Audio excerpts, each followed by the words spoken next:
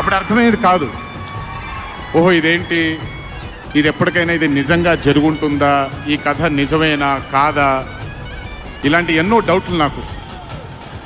కానీ బాగా నచ్చేవి. ఆవిడ చెప్పినప్పుడల్లా చాలా ఇంట్రెస్ట్ వచ్చేది. ఒక్కసారి వెళ్ళి చూడాలి కదా, ఈ గుళిగ ఆట అనేది ఏంటి, ఈ పింజూర్లి అంటే ఏంటి, ఒక్కసారి చూడాలి కదా.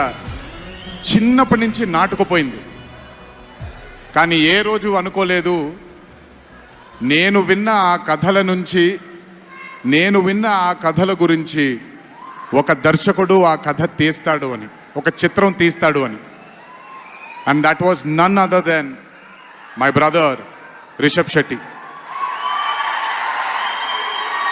The stories I've heard as a child, when I saw it on screen, I was speechless, sir.